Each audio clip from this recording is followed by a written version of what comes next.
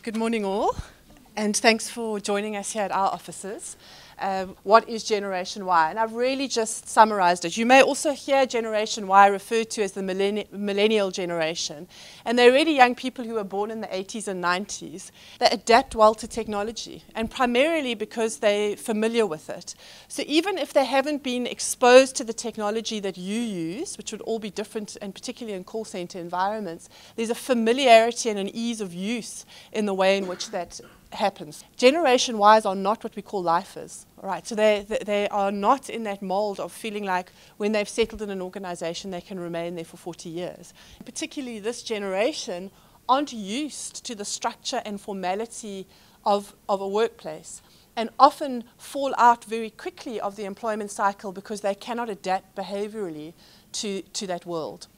So effectively what Harambee does is it focuses on those things, is giving employers assurance of the foundational skills that a young person will come with, and second of all, to make sure that they are behaviorally ready for work. And we do that through quite an intensive process, and I'm going to reflect on that in talking about our experiences with Generation Y. The World Bank indicated a couple of months ago that young people, 60% of them will never work in South Africa.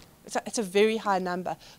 And so the challenges for employers, particularly like yourselves, is to say, how do you take a new generation and segue them effectively into environments where you are growing? You do have entry-level roles that don't require a tertiary education, and in fact don't require any experience. The question for us is, given all the characteristics of those Gen Ys, how do we retain them in their first job for a year? Because Harvard did a piece of research for National Treasury about 5 years ago that showed that where a young South African keeps their first job for a year, they have an 85% chance of being permanently employed for the rest of their life. So our objective is to say, how do you focus on that retention element, regardless of the fact that they're Generation Y? Now, what we know from lots of the work we do here at Harambee, that people look every day for work for about 18 months to 2 years, and then they give up. All right, so these numbers are understated in terms of the practical reality of what unemployment is about. And so effectively what you can see from this slide here is that there's a hell of a lot of young people who are not in education and they're not in jobs. And so even though the Generation Y debate is relevant, all right, our experience of working with a disadvantaged group of young people, where the bulk of your labor supply should in fact be coming from, because it's a fresh labor pool, they are more interested in just having a job than having the perfect job. First-time work seekers experience a number of barriers when they look for work. Again, the actual ability to access work. So you access work in South Africa through, and in fact everywhere in the world, through your university network, your school network, your parents, your community, and your prior work experience. So if your peers from school are not working, you've never been to university, and your community and your parents are unemployed or underemployed, you will fall into that category of never working. You will be part of that 60% who will never find work in South Africa. If you take that population grouping, there are myths around the fact that young people don't want to work. It is genuinely just a myth. So for the young people that we see, most of them have been looking for work for 18 months to 2 years. There's a difficulty in terms of actually retaining work. And I think that here, some of the characteristics that I put up about Generation Y may be relevant, all right? So I think that the disjuncture between what the school system teaches young people about work, which we know is almost nothing, all right, and the exposure to work in their communities and their homes doesn't prepare them for what the practical world of work is like. Not all sector is the same, and there are people from different sectors here. Most of you are from call centers, some of you are from domestic, some of you are from international. But the entry-level challenges differ per sector. And so what we've realized is that the behavioral pressures are consistent. And it doesn't matter what industry you work in, managers are saying, help us with timekeeping, attendance, energy, curiosity, attitude, empathy. So that's where we start. Then we focus on the kind of characteristics and nature of a young person in this particular environment. So if we move on then to the Harambee approach to learning is that effectively what we do here, and certainly for the business process outsourcing and financial services type jobs, is that we create a work environment for our candidates. Right. So the first thing is that in your training environment, and the lesson that we've learned is that it shouldn't just be training for the sake of training. Our tagline is work for work, and so this environment here is structured like a work environment. And so the training, mirror imaging what the world of work is like, allows any attributes that may seem out of sync with that young person's perception of the working world are corrected. So there becomes a familiarity that kicks in around the way in which the world of work is structured.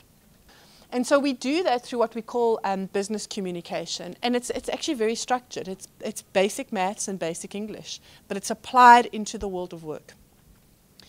The second thing that we do is that we assume base 0 for young people's understanding of the work environment. So they don't actually understand that call centers will work on a shift basis. All right. They don't understand what a finance and marketing function do. All right. So effectively, we give an environment of business content download for a young person around the industry that they will actually segue into. And again, you are compensating for their own perception of what work is around and giving them a very practical exposure to what that is. And then most importantly, that little green block that you see there, we focus on behavior, which is what we call personal mastery. Now, most of you are HR practitioners, and we all dread the kind of whole notion of EQ training because we know that it's really been overdone, all right? But we try to be very deliberate in the behavioral change work that we do to really focus on those 3 things you see on the right-hand side there, which is, first of all, how do you manage yourself properly in relation to your environment? So what we know is we can't say to them, look, you're all going into environments where it's going to be high tech and you're going to have a boss who's going to manage you once every 2 weeks around your outputs. We can't do that. That's not the roles that we're placing them into.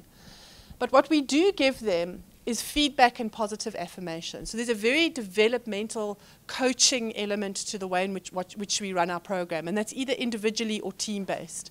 And again, in your environments, you need to think about how you can structure positive affirmation individually and team-based through learning and development interventions. We allow them to work in teams, which we know Gen Y is like. So it's not just about individual performance, it's around something bigger. We set small deadlines so that they get used to the little bits and pieces. So we give them direction, but then we also give them bigger goals to achieve. And the bigger goal is the actual job interview and getting a placement. We do give them the opportunity to negotiate. So we have an environment where we get feedback a lot around what works and what doesn't. And we allow some negotiation around some of the delivery within some of those broader outputs that we look at. Flattery is important, and I decided to use the word deliberately. All right, is that when you are dealing with a generation that seeks feedback, but you have very low confidence because of the sort of journey that a young person is faced to employment, this becomes very important. And then the opportunity to make a difference. So we use our Harambees on giving back within Harambee. Right, and the easiest way for us to do that is for them to go out and find other young people exactly like themselves as a pool of referrals as future students for us. And a sense of what we'll do for them. So they know that we're dangling that job in front of them. And then we use intelligent rewards, all right? And so the scorecarding process is full of incentives and rewards that will motivate that young person to ultimately want a job. And then we do teach them basic skills. We focus on that numeracy and literacy. We do give them basic Microsoft Office skills. We give them typing skills, how to navigate a QWERTY keyboard. They have to write.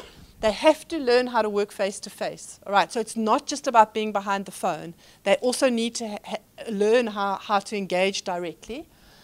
And then empathy is a big issue, and particularly in this Cape Town market. So what we've heard from the internationals is that the ability to identify with the customer is important. And then we familiarize them with technology, and we allow them to self-manage in the constraints of the actual environment. All right, so we allow them to be the master of their own destiny in terms of ultimately working for that work.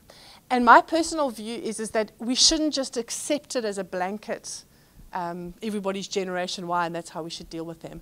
Our economic environment makes it different, right? And second of all, even though we are dealing with Gen Ys, you can't change your whole environment. So it's more about working with them to structure them into your particular worlds. We still believe that we've got a massive journey ahead of us to work with employers like yourself to crack this beast around what entry-level skills and performance look like and what is palatable. Our feedback from managers is that the behavioral side we've cracked. The side that is a constant challenge for us in this environment is voice. All right. And so what we need from this grouping of people is a good debate around what constitutes good voice and how do we make sure that we are able to give that technical ability. So I hope that helps. I hope it's relevant, and good luck with getting old, I suppose.